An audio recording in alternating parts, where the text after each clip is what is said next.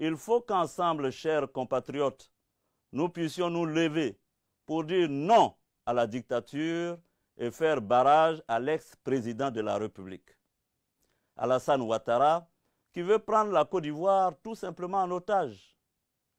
Le peuple ivoirien a montré son courage en refusant de se soumettre à la vindicte dictatoriale de l'ex-président, en appliquant courageusement le mot d'ordre de désobéissance civile.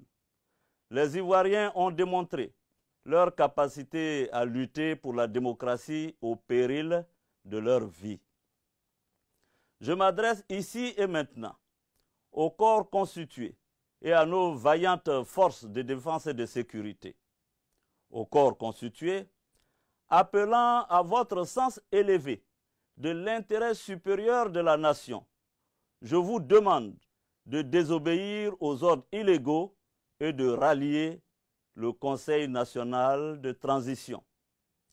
Aux forces de défense et de sécurité, vous me connaissez, chers soldats, des années durant, nous nous sommes battus dans les broussailles comme dans les agglomérations.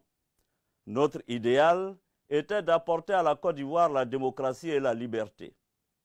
Je voudrais vous dire aujourd'hui que malgré tout, rien n'est perdu.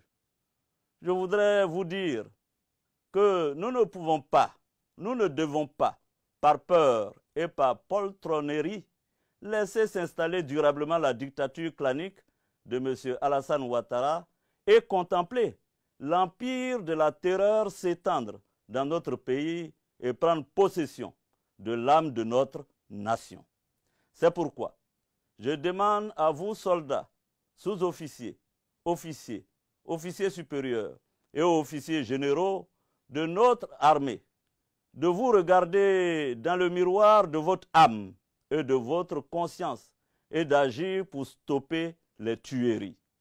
Agir pour préserver notre pays de pogroms intercommunautaires, agir pour rétablir la paix et la concorde, agir pour redonner à notre Constitution ses lettres de noblesse. M. Alassane Ouattara n'est plus le président de la République de Côte d'Ivoire. Cela est indéniable. Ayant épuisé son deuxième et dernier mandat, il ne peut plus exercer les charges et la fonction de chef de l'État. Il s'agit pour vous, dans l'honneur et la dignité, de mettre un terme au spectre de la guerre civile qui menace tous les jours notre pays. Pour terminer, j'appelle toutes les forces vives de la nation, les jeunes, les femmes, toutes les couches de notre beau pays balafré et assassiné, à se lever.